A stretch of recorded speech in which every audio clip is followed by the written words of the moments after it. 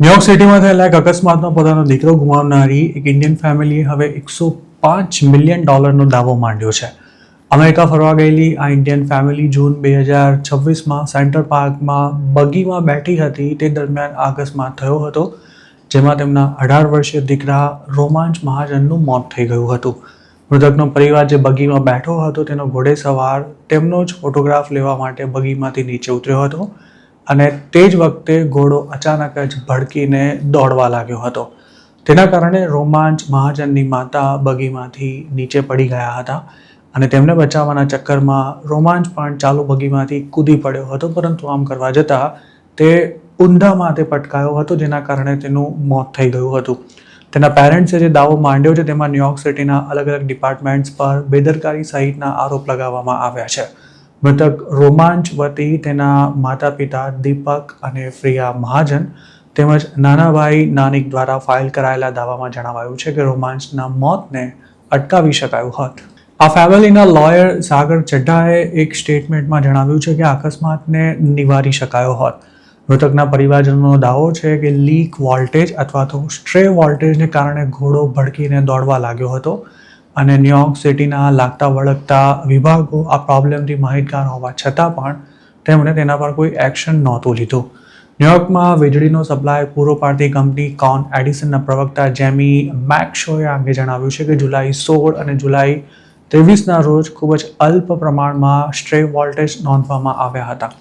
તેમનો એવો પણ દાવો હતો કે કોન એડિસનના કોઈ ઇક્વિપમેન્ટમાંથી કરંટ લીક નહોતો થયો. તેમણે અંગે કોઈ વધુ સવાલ હોય તો ન્યુયોર્કના ટ્રાન્સપોર્ટ ડિપાર્ટમેન્ટનો સંપર્ક કરવા માટે જણાવ્યું હતું, પણ ટ્રાન્સપોર્ટ ડિપાર્ટમેન્ટે શુક્રવાર સુધી તેના પર કોઈ પ્રતિક્રિયા નહોતી આપી. ન્યુયોર્કના કાયદા વિભાગના પ્રવક્તા નિક પાલોકીએ રોમાંચ મહાજનના મોતને દુઃખદ ગણાવતા કહ્યું હતું કે તેની ફેમિલી દ્વારા જે દાવો દાખલ કરાયો છે તેનો સિટી દ્વારા રિવ્યૂ કરાશે અને તે પહેલાં તેના પર કોઈ પ્રતિક્રિયા આપી શકાય તેમ નથી. રોમાંચનું મૃત્યુ થયું તે દિવસે એટલે કે જૂન 17ના રોજ આ ફેમિલી સ્ટેચ્યુ ઓફ લિબર્ટી તેમજ 9/11 મેમોરિયલ જોયા બાદ બ્રુકલિન બ્રિજ પર ગઈ હતી અને બપોર સુધીમાં તેઓ સેન્ટ્રલ પાર્ક પહોંચ્યા હતા, જ્યાં તેમણે બગીની સવારી કરી હતી. આ ફેમિલી ચેરી હિલ પાસે આવેલા એક ફાઉન્ટેન નજીક બગીમાં બેઠા બેઠા જ ફોટો ક્લિક કરાવી રહી હતી અને તે જ વખતે ઘોડો અચાનક જ દોડવા લાગ્યો હતો અને બગી પણ તેની પાછળ ઢસડાઈ હતી.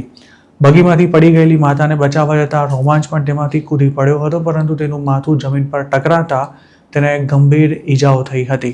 અકસ્માતની બીજી જ સેકન્ડે રોમાંચના મગજે રિસ્પોન્સ આપવાનું બંધ કરી દીધું હતું. તેને તાત્કાલિક ન્યુયોર્કની એક હોસ્પિટલમાં શિફ્ટ કરવામાં આવ્યો હતો, પરંતુ ગણતરીના કલાકોમાં જ તેનું મોત થયું હતું.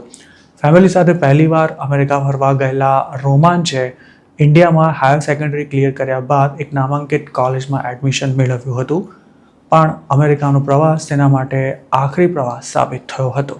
દીકરાના મોત બાદ સેન્ટ્રલ પાર્કમાં દોડતી બગીઓ પર પ્રતિબંધ મૂકી દેવા માટે પણ રોમાંચના માતા પિતા માંગ કરી રહ્યા છે.